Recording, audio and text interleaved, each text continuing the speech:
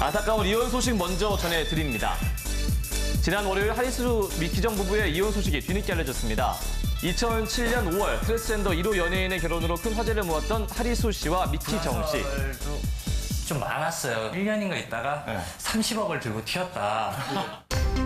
결혼 1년 만에 폭행설과 30억 도주설 등 불미스러운 소문들이 불거지기도 했지만요. 이는 사실이 아님을 밝히고 함께 방송 활동을 하는 등 돈독한 모습을 자주 보여온 두 사람. 하지만 지난 월요일 한 매체를 통해 하리수 미키정 부부의 합의 이혼 소식이 뒤늦게 밝혀졌는데요. 해당 보도에 따르면 이혼 사유는 미키정 씨의 사업 실패 때문이라고 알려졌지만요. 사업상의 이유는 전혀 사실 무근이고요. 어디서 어떻게 말이 나왔는지 저희도 알 수가 없는 부분이에요. 서로 발전적인 모습으로 새롭게 각자 시작하고 싶어서 내린 결정이라고 저는 알고 있어요. 하리수 미키정 씨 또한 각자 자신의 SNS를 통해 잘못된 보도에 대해서 정정한 뒤 관련 내용에 대한 공식 입장을 표명했습니다. 이혼 소식에 올라온 일부 네티즌들의 악성 댓글로 두 사람은 또 한 번 상처를 받아야만 했는데요.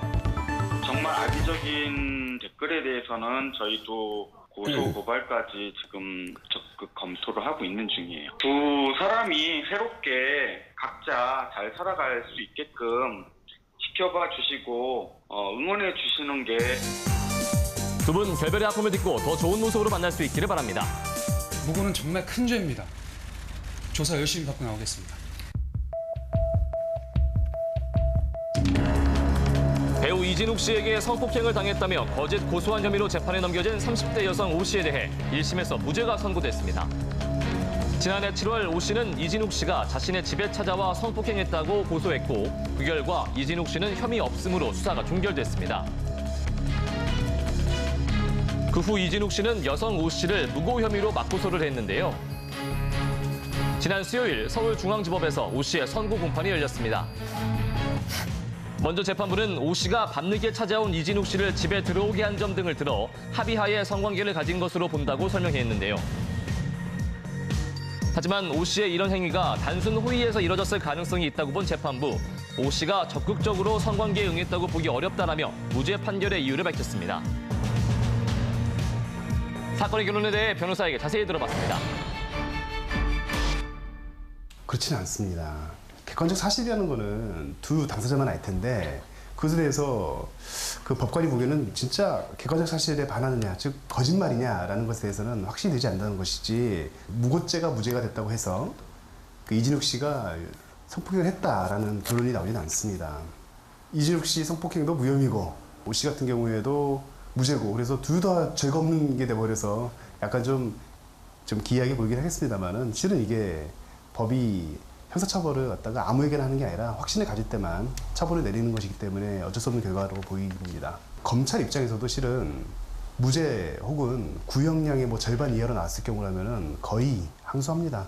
일단 검찰은 판결문을 보고서 항소의 이유를 갖다가 구체적으로 다시 적시해서 항소할 것으로 보입니다. 이번 오 씨의 1심 판결에 대한 검찰의 항소 여부가 주목됩니다. 친구들 아픈 건 힘들어 죽겠는데 우리가 그런 식으로 이용당하는 건 죽기보다 더 싫은데 나보고 어떡하라고. 아이돌 그룹이 악플을 넘어 살해 협박의 대상까지 되고 있어 우려의 목소리가 커지고 있습니다. 지난 수요일 저녁 서울 논현동에 위치한 에이핑크 사무실에 경찰이 출동하는 일이 발생했습니다. 그 이유 경찰서로 에이핑크 멤버들을 살해하겠다는 협박 전화가 걸려왔기 때문이었는데요. 그 상황 에이핑크 소속사 등을 통해 자세히 들어봤습니다. 서울 강남경찰서에 어떤 미상의 사람이 에이핑크를 살해하겠다라는 협박 전화를 해서 경찰이 플랜A 소속사로 찾아온 적이 있었습니다. 매니지먼트와 그리고 사설 경호업체까지 다 좀 신변보호에 최선을 다했습니다.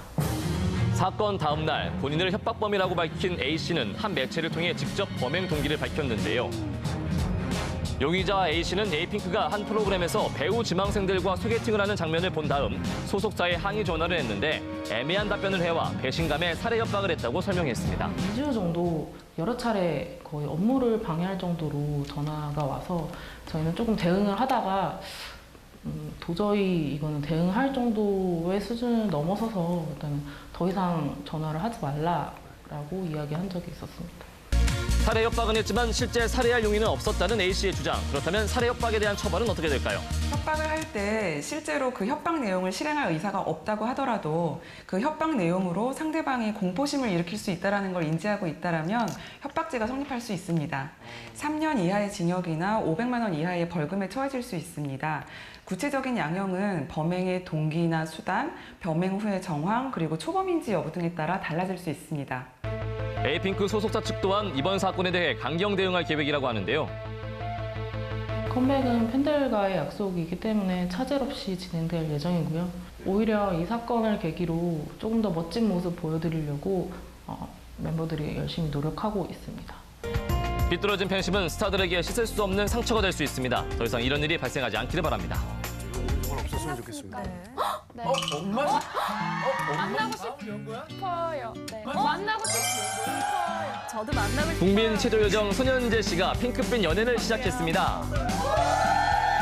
저는 약간 의지할 수 있는 사람을 찾는 것 같아요. 동갑 친구보다도 조금 연상이 좋은 것 같아요. 네. 꽃다운 24 손현재 씨의 마음을 훔친 남자는 바로 밴드 FT 아일랜드의 리더 최종훈 씨인데요. 궁합도 안 본다는 4살 차이의 연상이라고 합니다. 최근에 이제 좀 호감을 가지고 서로 이제 좀 조심스럽게 이제 알아가는 단계라고 알고 있습니다. 바로 지난 수요일이었죠. 일본에서 자유롭게 데이트를 즐기는 모습이 공개됐는데요. 지난 2월 지인의 소개로 만나서 친한 선후배로 사이로 지내다가 연인 사이로 발전했습니다. 현재 만난 지 3개월 정도로 풋풋한 연인 사이를 유지 중입니다. 손은재 씨 생일이 5월 27일이었어요. 최종훈 씨가 친구들하고 깜짝 파티를 열어줬는데요. 이때 생일 케이크하고 꽃다발을 전달하는 모습을 볼 수 있었습니다. 이제 막 사랑을 시작한 풋풋한 최종훈 손현재 씨 커플. 오래오래 예쁜 사랑하시길 저희 연예가 중계가 응원할게요.